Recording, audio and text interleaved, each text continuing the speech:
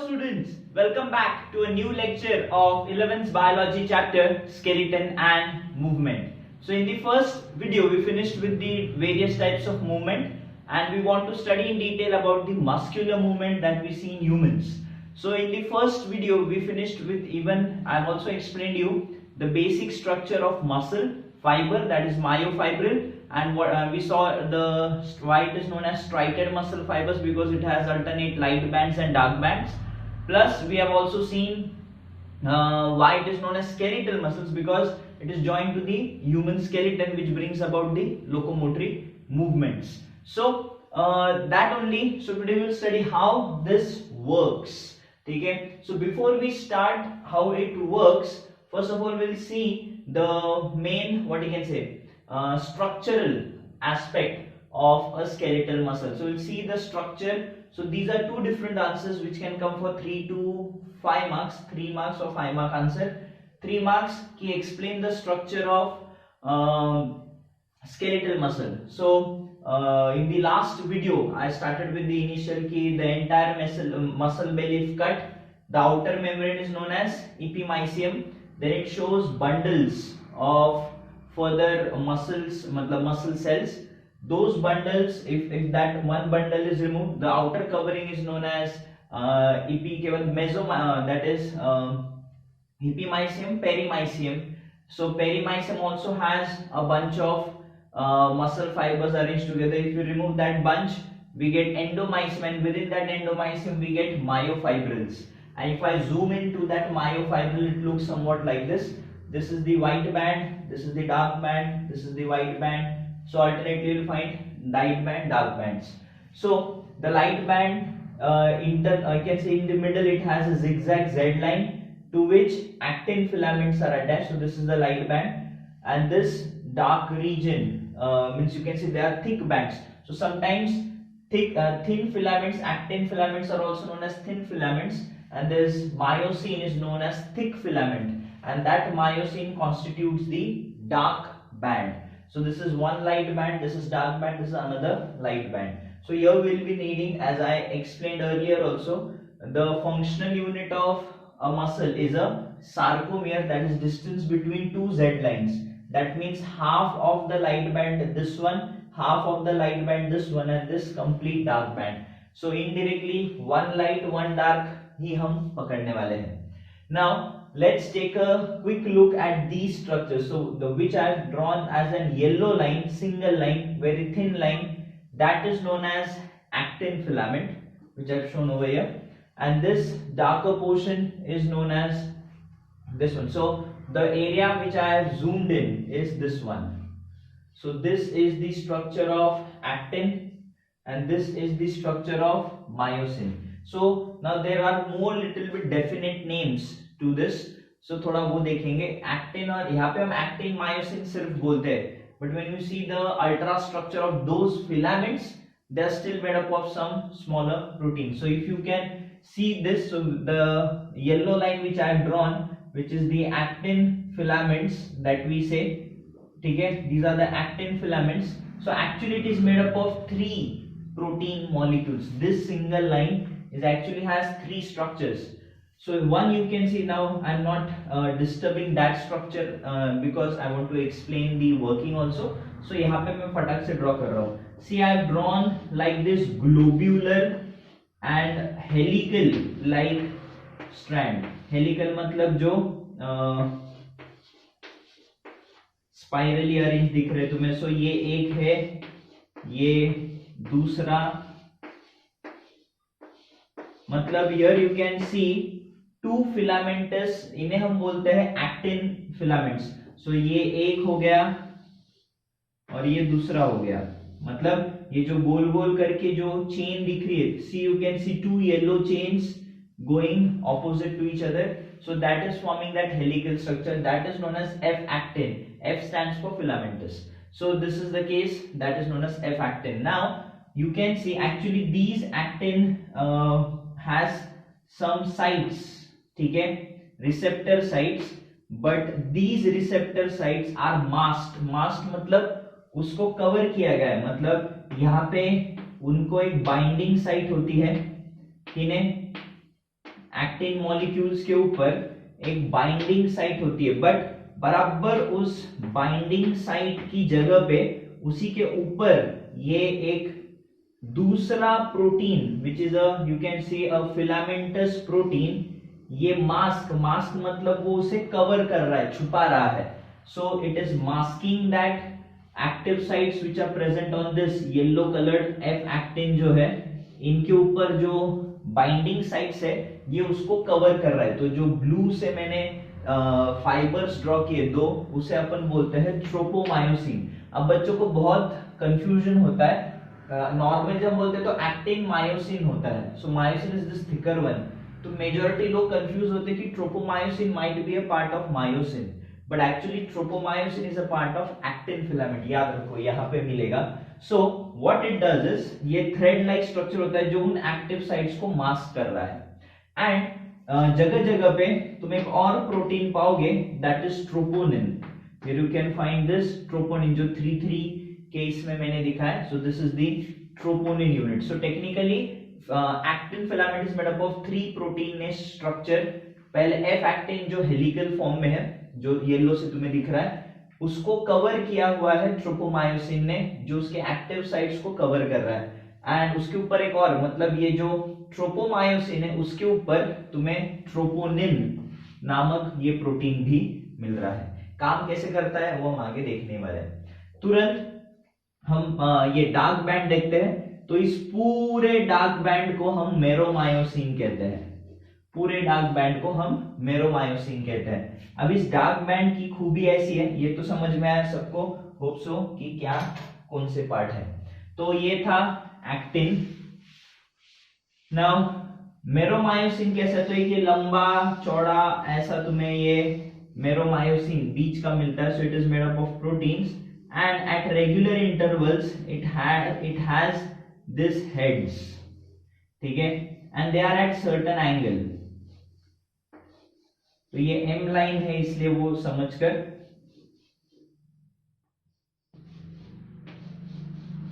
और यहाँ पे भी. सो एक्चुअली इसके ऊपर ये काफी सारे हेड्स होते हैं. So it has 2 section, head and tail, head and tail, head and tell.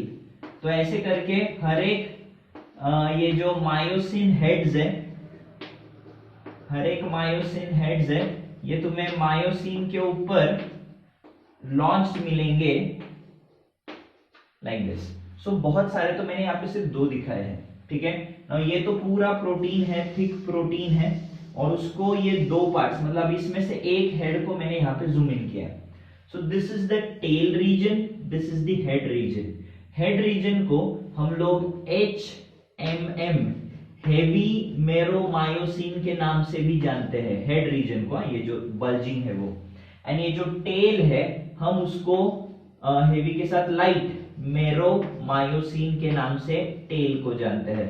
so this is the tail, this is the head. तो मतलब ये जो है वो LMM लाइट मेरोमायोसिन, ये जो 2 दिख रहे हैं, ये 2 दिख रहे हैं, वो हेवी मेरोमायोसिन हेड्स बोले जाते हैं. अगर उसके ऊपर तुम देखो तो 2 बाइंडिंग साइट, एक एक्टिन बाइंडिंग साइट और एक ATP बाइंडिंग साइट. देखो मैंने दोनों लेबल किए. ये निचला वाला उसको ATP लगेगा, ऊपर वाला उसको एक्टिन, वो एक्टिन से जुड़ेगा, ठीक है. सो होप सो स्ट्रक्चर सबको समझा है. This is structure of skeletal muscle. तो एवरी एक्टिन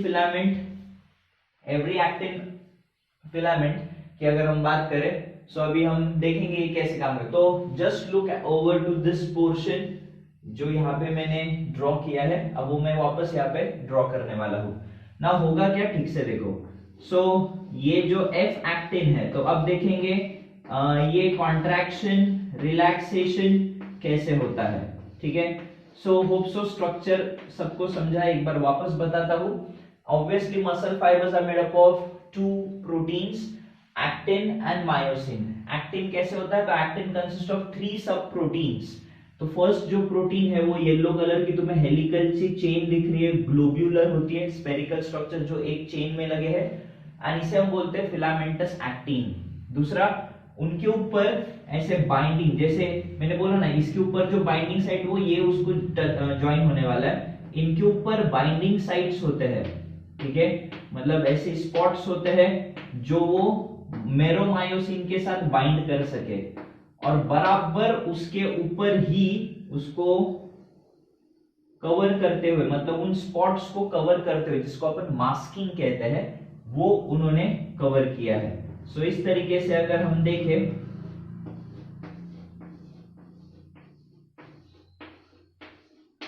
तो ये वो स्टेज है जहां पे अभी तक कॉन्ट्रैक्शन शुरू नहीं हुआ है। एंड मैंने बताया था जगह जगह स्पॉट्स पे, मैं ट्राइंगल से दिखा रहा हूं, ट्राइंगल जो है वो ट्रोपोनिन है, ठीक है, ट्राइंगल जो है वो ट्रोपोनिन है। तो चलो देखते हैं ये कैसे काम करता है। सो देखो यहाँ पे मैंने एक रिलैक्स स्टेट बताया और उसी का कॉन्ट्रैक्टेड स्टेट मैंने यहाँ पे बताया हुआ है।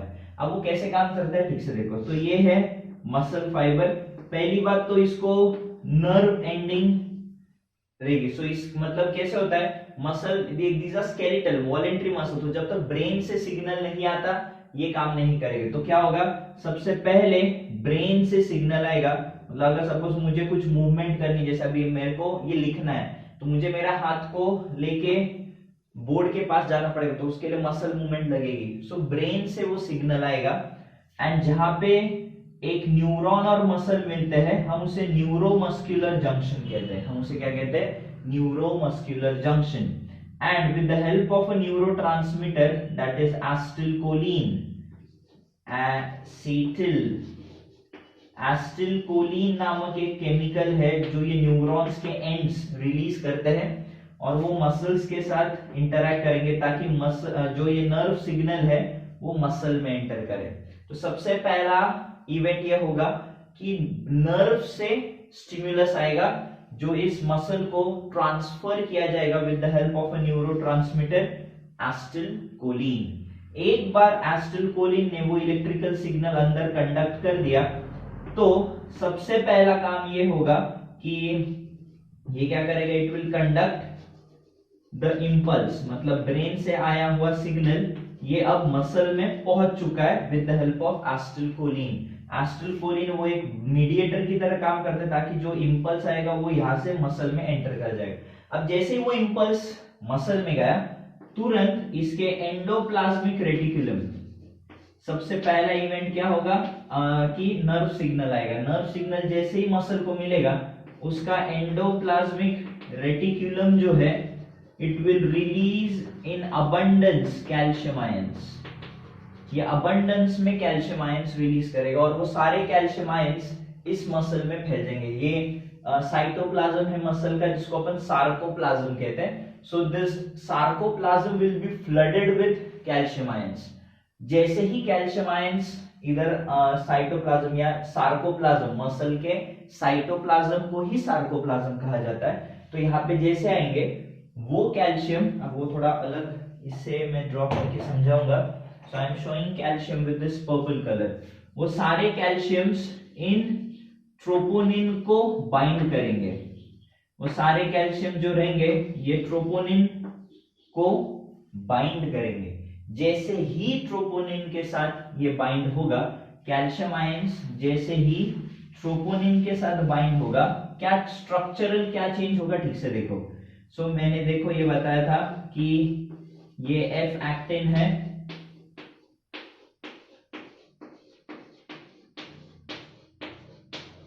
तो जैसे ही कैल्शियम आयंस ट्रोपोनिन के साथ जुड़ेंगे, जो ये ट्रोपोमायोसिन है, जैसे ट्रोपोनिन के साथ कैल्शियम जुड़ा, देखो वो जो ट्रायंगुलर से मैंने ग्रीन ग्रीन दिखाए हैं, ट्रोपोनिन के साथ आके यहाँ पे मैं लिखता हूं कैल्शियम बाइंड्स टू ट्रोपोनिन। जैसे ही ट्रोपोनिन उसको, मतलब ट्रोपोनिन को कैल्शियम लगेगा, ये जो ट्रोपोमायोसिन है ये ढीला पड़ जाएगा, ठीक है, ये ढीला पड़ जाएगा और होगा क्या, ढीला पड़ जाएगा। तो ये जो सारे एक्टिन के ऊपर के बाइंडिंग साइट्स हैं ये एक्सपोज हो जाएंगे, क्योंकि अब तक उसने उसको ढक के रखा था, देख सकते हो ढक के रखा था, अब देख सकते हो वो लूज पड़ गया है। लूज पड़ने के कारण दोनों साइड के एक्टिन के बाइंडिंग साइट्स ओपन अप हो जाएंगे। जैसे ही बाइंडिंग साइट ओपन होगा तुरंत एक एटीपी, मतलब यहाँ ये एटीपी बाइंडिंग साइट्स को एटीपी लगेगा, एटीपी विल ब्रेक डाउन और उससे जो एनर्जी रिलीज होगी उसकी मदद से ये इन दोनों को जोड़ दिया जाएगा। ठीक है, तो अब वही मैं नीचे ड्रॉ कर रहा हूं। ठीक है, तो अब ये रब कर सकता हूं मैं। सो स्ट्रक्चर सबको समझा है होपफुली, तो मैं थोड़ा समझाने के लिए बोर्ड क्लियर कर रहा हूं। तो सबको समझा है क्या? कैल्शियम आयंस ने क्या किया? कैल्शियम आयंस ने सबसे पहले जो ट्रोपोमायोसिन है जिसने एक्टिन को मास्क किया था वो अनमास्क हो जाएगा। अब जैसे ही वो अनमास्क हो गया,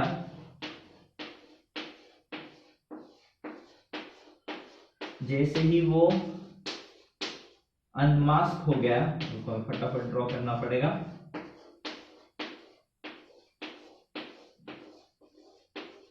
तो जैसे अब वो अनमास्क, तो देखो ये ऐसा है, ये ऐसा है, ये ऐसा है सपोज, और ये वाला ऐसा है, लूज पड़ गया। सो लूज पड़ने से ये क्या होगा, अब नीचे के जो ये है क्या बोल सकते हैं,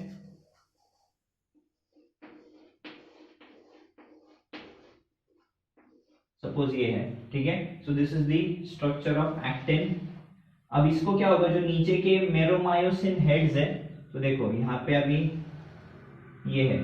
सो अभी ये वाला सेक्शन में ड्रॉ कर रहा हूं ना, तो ठीक से देखो वो मेरोमायोसिन हेड्स कोने पे है ना। सो ये क्या करेंगे, दिस विल गेट जॉइंट, दोनों हेड ये एक्टिन फिलामेंट को जुड़ जाएंगे। सिमिलरली यहाँ पे भी वो जो हेड है वो यहाँ पे जुड़ जाएंगे। So with the help of ATP, ये भी एटीपी लगाएगा, एटीपी की मदद से ये इसको स्टिक हो जाएगा मतलब एक्टिन को स्टिक होगा। देन और एक एटीपी का इस्तेमाल किया जाएगा एंड देन ये दोनों जो ऐसे है, अब देखो यहाँ पे जो दिख रहा है दोनों ऐसे होंगे, सो दे विल टर्न बैक। तो ये इस तरीके से इसको यहाँ खींचेंगे, ये वाला दिस विल टर्न बैक, तो ये इसको यहाँ खींचेंगे। तो अभी मैं ये वाला दिखा रहा हूं, इसलिए क्या होगा, they will shift like this, मतलब जगह नहीं, ये अपना एंगल बदलेंगे। उसी वक्त ये भी, तो ये पूरा फिलामेंट अंदर की तरफ खींच लिया जाएगा। फिर दोनों डिटैच होंगे, वापस एक एटीपी लगेगा, तो फिर अब ये यहाँ शिफ्ट हो जाएगा। सो इस तरीके से ये ज्वाइन होंगे, इसको खींचेंगे, डिटैच होंगे, ज्वाइन होंगे, खींचेंगे, डिटैच। तो ऐसे करके तब तक होगा जब तक ये दोनों स्क्वीज नहीं हो जाते। तो देख सकते हो, एंड वो एम लाइन, जो ये इमेजिनरी एम लाइन है, दोनों एक्टिन फिलामेंट्स वहां के आमने सामने रहते हैं, तो थोड़ा स्लाइटली ओवरलैप हो जाएंगे। सो ये इमेजिनरी लाइन है, उधर तो मेरे को ऐसी लाइन मिलेगी नहीं एक्चुअली, बट ये इमेजिनरी लाइन है, तो वो उस इमेजिनरी लाइन को क्रॉस करके ओवरलैप। तो सबको समझ में आया? यहाँ पे जैसे ही कैल्शियम ने लगा दिया, कैल्शियम ने ये अनमास्क कर दिया, तो क्या होगा, एटीपी जाके इन हेड्स को चार्ज करेगा and it will stick to it, they will bind over here. इधर भी उसी वक्त ये ऐसे चिपकेगा, इधर ये ऐसे चिपकेंगे और ये ऐसे चिपकेंगे। अब ऐसा क्या होगा, लगेज एटीपी जब रिलीज होगा, एटीपी इसको यहाँ खींच लेगा, ये वाला जो ऐसे थे वो यहाँ खींच लिए जाएंगे। सो सिंपल है, इसको ऐसा, फिर वापस ज्वाइन होगा ऐसा, तो ये तब तक खींच लिया जाएगा जब तक ये दोनों पास नहीं आते। So this is said to be the contracted state, इसे हम क्या कहते हैं, कॉन्ट्रैक्टेड स्टेट। एंड जैसे एक बार कॉन्ट्रैक्शन हो गया तो रिलैक्सेशन जो है वो पैसिव है, तो क्या हो जाएगा, इसमें ये जो हेड्स है ये पूरी तरीके से डिटैच हो जाएंगे, तो ये वापस अपनी जगह ले लेगा। मतलब उसके लिए क्या होगा, रिलैक्सेशन के लिए ये जैसे जैसे इधर करीब लेके आएंगे, मतलब ये this is the contracted state. अब रिलैक्स करने के लिए कैसे होगा, वो पैसिव है, उसके लिए एनर्जी की जरूरत नहीं है। अब इसके आगे तो वो अंदर नहीं जा सकता, तो होगा क्या, ये सारे हेड्स, यहाँ पे जितने हेड्स लगे हैं, यहाँ पे जितने हेड्स इसको लगे हैं, वो सारे डिटैच होंगे एंड अगेन इसमें इलास्टिसिटी है, they will again regain back the original position. Again second impulse, मतलब वापस नर्व इंपल्स आएगा, वापस कैल्शियम रिलीज होंगे। तो जब ये रिलैक्स होंगे तो ये ट्रोपोनिन से कैल्शियम हट जाएगा, जब वो रिलैक्स होंगे तो ट्रोपोनिन से कैल्शियम हटा दिया जाएगा, तो वापस क्या होगा, this will again mask the actin filaments, ताकि हेड्स वापस उससे ना लगे, तो वापस वो अपनी ओरिजिनल शेप रीगेन करते हैं। ये एक कॉन्ट्रैक्शन हो गया, इसलिए इसे कहते हैं स्लाइडिंग फिलामेंट थ्योरी। तो ये फिलामेंट एक दूसरे पे स्लाइड हो रहे हैं, the actin is sliding over myosin, actin is sliding over myosin. It was given by Huxley and Huxley, तो दोनों ब्रदर्स थे, हक्सली ब्रदर्स या हक्सली एंड हक्सली, सेम ही हम बोलेंगे। So in this way if you see, so ये उसका tropomyosin है, एंड ट्रोपोमायोसिन जैसे ही वो अपने पीक कॉन्ट्रैक्शन पे पहुंच जाएंगे, इसके आगे तो वो नहीं जाएंगे, तो क्या होने वाला है, सारे हेड्स डिटैच होंगे, एंड उसी वक्त क्या होगा, जो कैल्शियम आयंस यहाँ चिपके हुए थे वो इनसे डिटैच हो जाएंगे। कैल्शियम जैसे डिटैच होगा, ये जैसे डिटैच हो गए, वापस सारे एक्टिन विल गेट मास्क। जो ट्रोपोनिन है सभी एक्टिव साइट्स को बंद कर देगा, तो अब इन हेड्स को जुड़ने के लिए कुछ नहीं है, so this will relax back. वापस कॉन्ट्रैक्ट करना है तो वापस नर्व सिग्नल आना पड़ेगा, नर्व सिग्नल के चलते कैल्शियम लगेगा, कैल्शियम वापस इन ट्रोपोनिन साइट्स को बाइंड करेगा, ये इसको अनमास्क करेगा, एंड फिर ये हेड्स वापस लगेंगे, ये हेड्स वापस लगेंगे, एंड उसको एटीपी लगाकर करीब करीब करीब खींच लेंगे। जब यहां तक पहुंच गए तब सभी हेड्स डिटैच होते हैं, फिर क्या होगा, कैल्शियम हट जाएगा फ्रॉम ट्रोपोनिन, ट्रोपोनिन से कैल्शियम हट गया तो ये वापस मास्क हो जाएगा, and they will recoil back.